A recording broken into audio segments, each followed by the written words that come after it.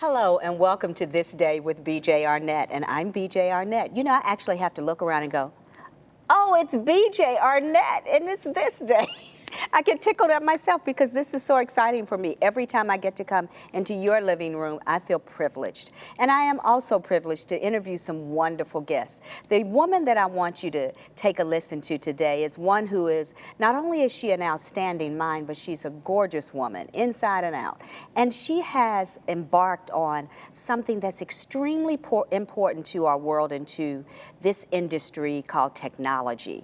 She is the writer and brainchild of STEM Gems. She is Stephanie Espy. Stephanie, thank you so much for being here. Thank you for having me, BJ. It's so cool to meet you on this side because we've known each other a very, very, very long time. Yes. And had lost touch because of different career patterns and so forth. And I saw you on social media, and then I went to an event at my gym. I work out at the Y, and I went to the Y, and they were doing this whole thing on STEM, and I saw all these little children, and I got really excited for them. And I thought, I ought to interview somebody about STEM. And I was walking up to a lady, and I was about to ask her, and then I went, no, I've got my own STEM expert, and Stephanie Espy.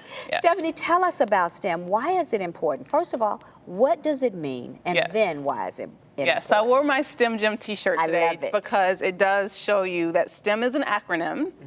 It stands for Science, Technology, Engineering, and Mathematics. And STEM is really all around us. If you take away the acronym and just think about what it means, this table we're sitting at today, the chairs we're sitting on today, literally everything around us is technology. Yes. And it's STEM. It required a lot of creativity and process design and materials to put this table together, put these chairs together. And so we breathe in air every day. I mean, I can think of a million examples just in this room right now where we're sitting of STEM at its work. And I think that with this day and age, with technology being at our fingertips, with kids growing up with iPhones and all kinds of gadgets and video games, et cetera, that it sort of consumed our world. Machine learning is popular now.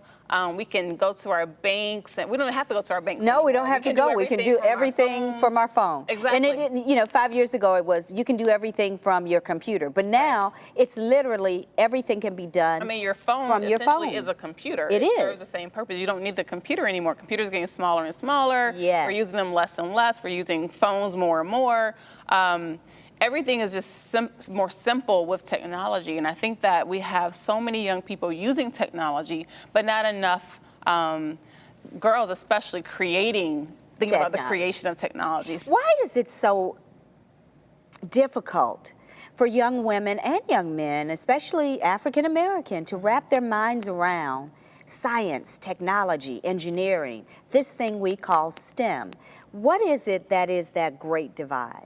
I think it's so many different factors. And I think one of the most important factors is the lack of exposure. I think exposure is extremely important from a very early age. So exposing kids to not just using the technology, but the back end of how that technology was created. Programming and coding is the basis of technology. So teaching them how to program, how to code at an early age, exposing them to how these things are made, gets them excited about not just, again, using it, but also creating their own thing. So the earlier we can start it, the better. Yes. So we've got a generation called millennials, which are like in their 30s or in early 40s now. And we've got this generation that comes behind them whose minds are totally. You can put in a 2-year-old's hand a telephone that is locked, and that 2-year-old will unlock that puppy and go to their favorite game. Yes. Is that the mind that we're looking for in order to leap into this thing called STEM? Yes. I mean, I have a 5-year-old daughter. She'll be 5 tomorrow, so I'll say she's 5. And she certainly knows how to use every piece of technology better than my mother. Exactly, because that's not, she wasn't birthed into that. So she had to learn it. So my daughter, who's teaching my mother, her grandmother, how to use, these gadgets that have just appeared in the past 15, 20 years. Yeah. And so for her to have that mindset of how to use it is great. It's great. There's, of course, some negatives. I limit the amount of time she spends, of course, in front of the screen, but at the same time, having her learn how to use certain things is important. However, I think what's even more important is showing her how things are, again, made, helping her to understand how to take things apart and put them back together. Again, the programming, there's ways you can teach a little kid, a 4-year-old, 5-year-old, how to program even at this age and help them think about problem solving and think about, again, the back end functionality of things as opposed to just their minds utilizing them. At that age are more open to that because you are born in, each generation is born into the generation of the areas or things that they should be involved with or that they're going to be involved with. So your 5-year-old, she's set, her mind is set and ready to receive that. Absolutely. However, your mother, it's so funny because I understand it.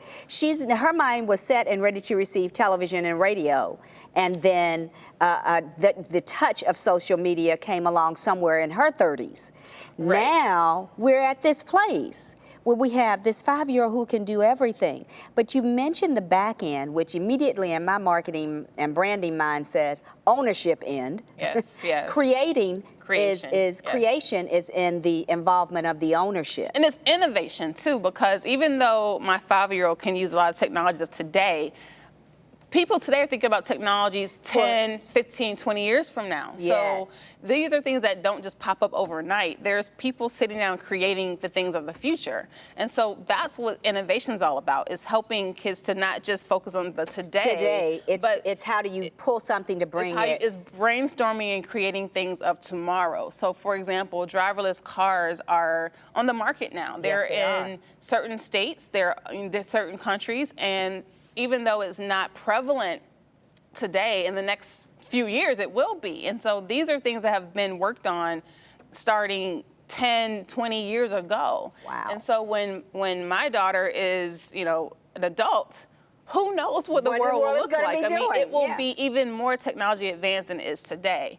And so to get the kids thinking about the future and innovating and creating for the future versus just stuck focusing on right now. Exactly. What was your desire, or was that your desire when you thought of STEM gems? Because immediately I thought, as she's speaking of these young people, these children are gems of tomorrow, and if we can just get that STEM part into them and get it from the back end and watch them innovate a system that already exists and be that forward thinker, we really got something. Was that the heart of what you wanted to do with your book? So the STEM Gems book originated just from the importance of having role models. It's a simple concept of role models. And I think back on my life, both my parents are engineers, aunts, uncles. I come from a family full of, math and science oriented people. So I had a lot of examples growing up of STEM in my home. And I had some of the best teachers who brought it to life in the school. So I think I was kind of privileged to have so many role models in STEM around me, which then, it really encouraged me to go and pursue a career in engineering. But what I realized as an adult is that not everybody has that role model. I mean, we have role models in celebrities, actors and actresses, musicians, politicians, like people we see on television are role models for young people, but we don't necessarily feature enough women and people in STEM in the popular media. So these people that are creating the future are not profiled as highly as they need to be in order for kids to have role models at their fingertips in STEM. So the STEM Gems book was a way for me to profile women in STEM that are doing groundbreaking, phenomenal work that if you're in the industry, you definitely know who they are. They are the Beyonce of their industry. They are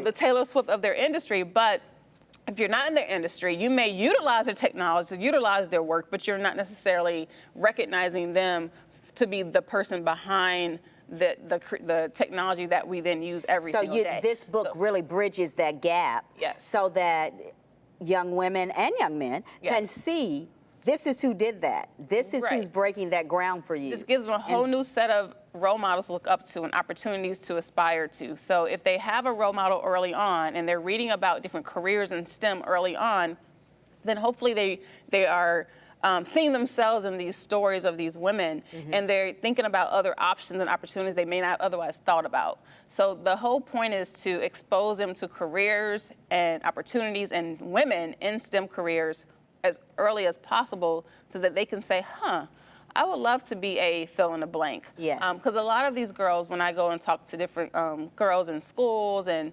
all over, they don't know what STEM is, and they don't know what the careers are that are options for them. And you know what made me think about is that as a college professor, I take a look at every platform of industry. Mm-hmm. And my students would say, because they're fashion, merchandising, and art, and mass media, different pockets would say, well, I don't see how STEM connects with me. Mm-hmm. But when I think of fashion and I think of textiles, I think of STEM. Mm-hmm. When I think of innovating textiles, when I think of innovation of cosmetics, when I think of innovation of plastic surgery, all of those things are STEM connected. They are. It's like you feel about STEM the way I feel about fashion. There is nothing that fashion doesn't touch, but there's nothing that STEM doesn't touch. And when you see those two things yes, and together, I think that's important to mention, because no matter what industry you go into, whether it be fashion or culinary or music, all these industries involve STEM in some way, shape, or form. So it's important to make that connection.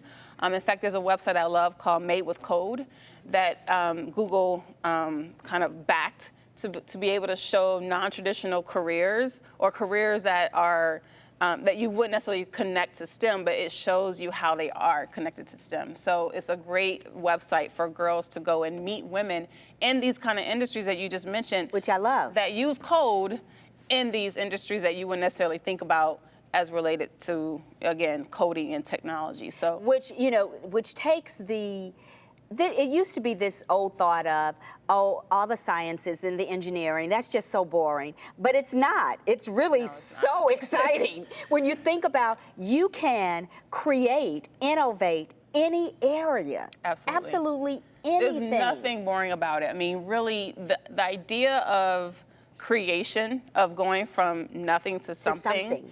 Is the last word that comes to my mind is boring when I think about that. Exactly. It's very exciting. I mean, it's challenging. Yes. It's however, the challenge makes it exciting, because when you take the next step and figure something out, you feel this sense of pride and your excitement, and then when you are able to create something that's never been created, or develop something that the world then can utilize.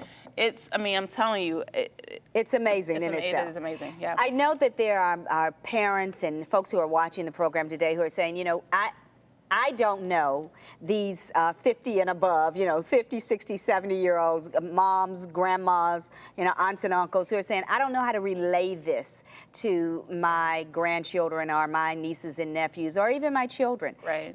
Tell people how they can contact you, or what website do they go to get to a Stephanie Espy, who can help ignite that kind of excitement in their children and their grandchildren as we close out this. And that's exactly what I strive to do is help non-STEM people create a STEM future for their kids, their grandkids, their nieces, nephews, et cetera, teachers, et cetera. So you can find me on any social media platform, LinkedIn. That's how I found her.